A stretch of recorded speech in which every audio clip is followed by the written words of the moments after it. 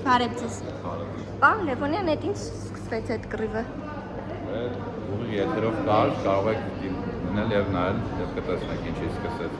Պարոն Լևոնյան, բայց երբ որ օրինակ իշխանական ավականու անդամները ընդդիմությանը, մասնավորապես Մայր Հայաստանի անդամներին ասում են, ինչու եք կաշառք բաժանվել, եւ չկա դատարանի վճիռ օրինակ այս մասով։ Դա ըստ էս դատարանի վճիռ չկա, բայց կան բազմաթիվ հրապարակված ձայնագրություններ պետական ինստիտուտի կողմից, հակակոռուպցիոն կոմիտեի կողմից մասնավորապես եւ ազգային անվտանգության ծառայության կողմից նույնպես բազմաթիվ ձայնագրություններ կան, որտեղ որ հստակ ասում է, այսինքն այդ բոլոր ձայնագրություններում մարդիկ խոսում են այլ բաների մասին նախընտրական փուլին, հա, ամենաթեժ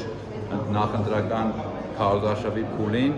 խոսում են այլ ինչ-որ գումարների մասին, այլ անձանց մասին, այլ ինչ-որ քանակներ են շեշտում, թվեր են շեշտում 10 հոգի, 20 հոգի, այսինքն հիմարին էլ պարզ է, թող մարդիկ չփորձեն տեղեն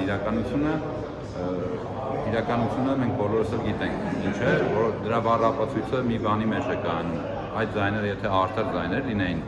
այսօր բազմաթիվ ընդդիմադիր ուժեր կարող էին հավաքել 10,000-ով, 20,000-ով եւ գուցե ավելի բազմահավաք, բազմամարդ ցույցեր։ Սպասում են ՍԴ-ի որոշմանը։ Եվ դուք իրենց փոխարեն եք պատասխանում։ Չէ, իրենք ասել են սպասում ենք ՍԴ-ի որոշմանը։ Ոչ բոլորն են ամեն դեպքում դա ասել, բայց ամեն դեպքում մարդիկ եթե նկատի ունեք Սամվել Կարապետյանի հանրահավաք, մարդիկ ազնվորեն քվեարկած լինեին, ուղղակի մարդիկ, եթե բազմաթիվ մարդիկ կաշառքի դիմաց գնացել են եւ ընտրություն են կատարել, այլ որևիցե պարկ եւ պարտավորվածություն չեն զգում ուղղակի այդ մարդկանց հանդեպ, դրա համար այդ մարդկանց ոչ մի կոչի որևիցե նախաձեռնության եւ որևիցե հավաքին միանալու կամ չգիտեմ բողոքի ակցիաներին միանալու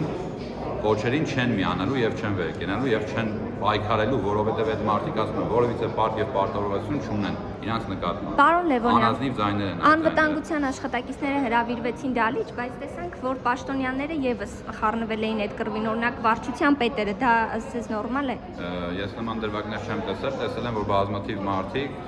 եւ աշխատակիցներ բաժանում էին, բայց իրենց կողմից բազմաթիվ հրահրվող տեսարաններ ականատես է եղան դրան, կարող եք ուղիղ եթերը դնել եւ նայել։ Այսինքն ընդդիմությունը հրահրում էր, իշխանությունը ոչ։ Նորից եմ կրկնում, եթե ընդդիմությունը հրահրում է, իշխանությունը պատասխանում է եւ այդպես էլ տեղի է ունեցել դրեք եւ ուղիղ եթերը նայեք, ես որևիցե ինչ-որ նոր բացահայտում չեմ անում, երբ որ նիստը վարելուն խանգարում են, երբ որ առաջին տեղակալը քաղաքապետի նիստը վարում է եւ ոչ անում, որպեսզի բոլորը լռեն եւ նստեն, որովհետեւ ելույթ ունեցողին հրավիրում է արդեն ամբողջ որպեսզի նա ելույթ ունենա, բայց մարդիկ չեն ենթարկվում այդ հրանգին, նիստը վարողը գոյություն ունի, նիստը վարողի ինստիտուտ ավականու եւ պետք է պատշաճ կերպով բոլոր հրահանգները կամ ասածները կատարվեն, եթե չեն կատարվել, բնականաբար իրենց կողմից այդ խախտումները եղել։ Շնորհակալություն։